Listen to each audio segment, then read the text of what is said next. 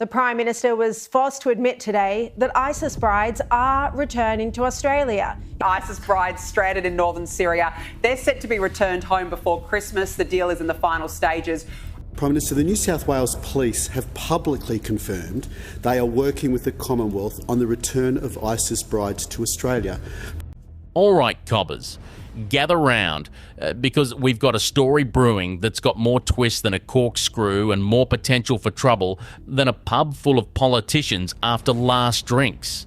We're talking about the whispers, the rumours, and now the very real possibility that ISIS terrorist brides and their kids could be heading back to our shores. Now, I know what you're thinking. Hang on a minute, mate. Aren't these the folks who willingly joined a brutal, murderous cult? Why on earth would we roll out the welcome mat?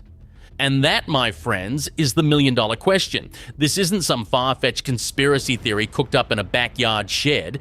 This is a situation that's been bubbling away for years, and it's now reaching a boiling point. We're talking about women who left Australia to join a group that committed unspeakable atrocities, and now some are arguing they have a right to return. It's enough to make you spit your tinny out, isn't it? We're going to dive deep into the murky waters of this issue, separating fact from fiction and asking the tough questions that our leaders seem to be dodging. We'll look at the security risks, the legal complexities, and the moral dilemmas that come with this potential return. And trust me, this isn't just about a few individuals. It's about the safety and security of every single Aussie. So buckle up because this is one hell of a ride.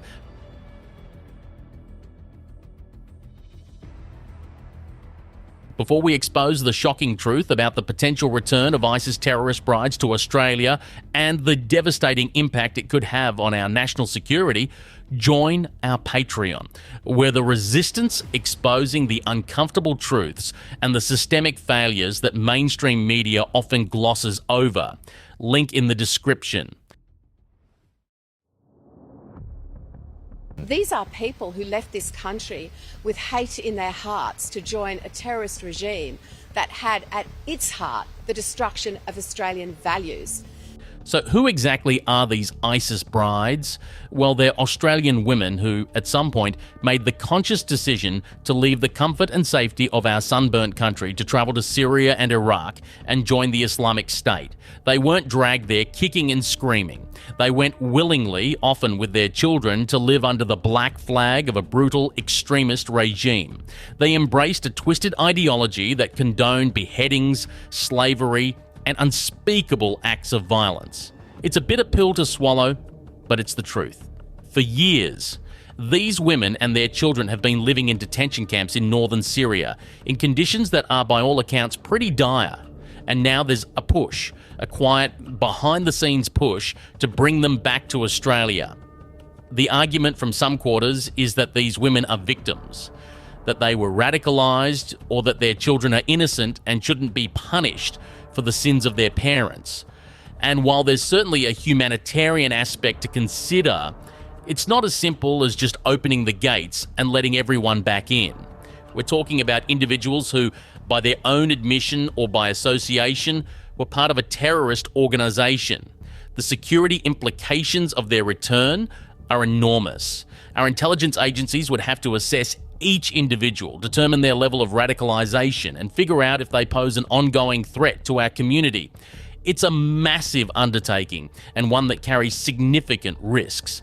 It's not like bringing home a few lost tourists. It's bringing home individuals who have been immersed in a world of extremism and violence. And let's not forget the impact on the wider community. Many Australians are understandably outraged at the prospect of these women returning. They see it as a betrayal, a slap in the face to the victims of terrorism, and a potential threat to our way of life. The debate is as hot as a summer bushfire, and there are strong opinions on both sides. But one thing's for sure, this isn't a decision that can be taken lightly or swept under the rug. The stakes are too high. If the Prime Minister can't tell the truth over this issue, how can Australians trust him on national security? The biggest concern, and rightly so, is the security risk. We're talking about individuals who have lived and breathed the ISIS ideology. Even if they claim to be de-radicalised, how can we be sure? It's not like you can just flick a switch and turn off years of indoctrination. Our intelligence agencies, bless their cotton socks, would be working overtime trying to monitor these individuals. And let's be honest, they're already stretched thinner than a worn-out pair of footy shorts.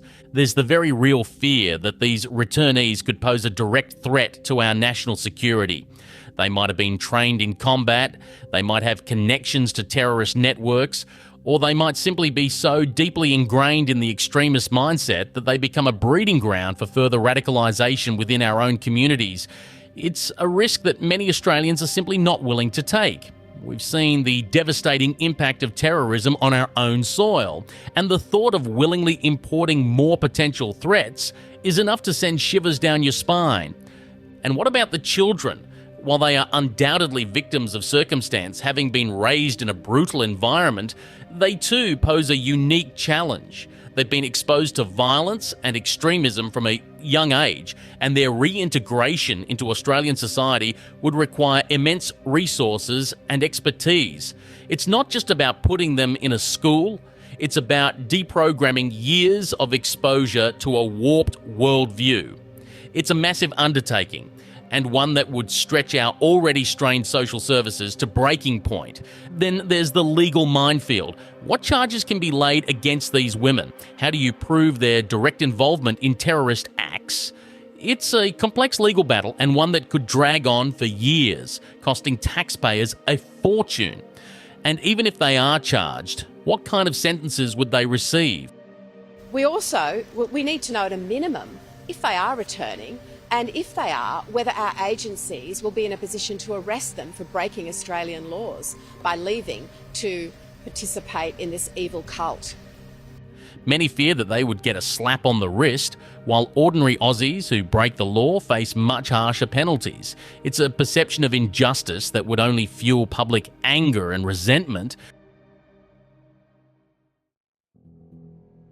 This whole situation throws up a massive moral dilemma. On one hand, there's the humanitarian argument. These women are Australian citizens, and their children are innocent. Some argue that we have a moral obligation to bring them home, to provide them with a chance at rehabilitation, and to protect the children from further harm. It's a compassionate view, and one that resonates with our sense of a fair go. But on the other hand, there's the argument that these women made a choice. They chose to abandon Australia, to join a terrorist organisation, and to participate, directly or indirectly, in its horrific crimes. Many believe that they forfeited their right to return, and that bringing them back would be a betrayal of the victims of ISIS and a dangerous precedent. It's a tough pill to swallow, but it's a sentiment shared by a significant portion of the Australian public. And what about the message it sends? If we allow these women to return, does it signal to others that they can join terrorist organisations with impunity, knowing that Australia will eventually come to their rescue? It's a question that weighs heavily on the minds of many, and one that has no easy answer. It's a moral maze, and navigating it requires a level of wisdom and foresight that seems to be in short supply these days. So, where does this leave us? The potential return of ISIS terrorist brides to Australia is not just a political hot potato, it's a national security nightmare, a legal quagmire, and a moral dilemma all rolled into one. It's a situation that demands clear thinking, decisive action, and a commitment to putting the safety and security of Australians first. Our leaders are faced with an unenviable choice. Do they prioritise the humanitarian concerns and risk importing a potential security threat, or do they prioritise national security and risk being accused of abandoning Australian citizens? It's a decision that will have far-reaching consequences, and one that will define our nation's approach to terrorism for years to come. This isn't just about a few individuals, it's about the kind of country we want to be.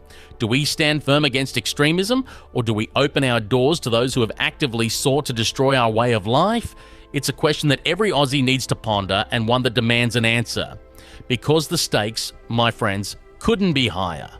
The mainstream media won't tell you the full truth about the potential return of ISIS terrorist brides to Australia or the chilling implications for our national security.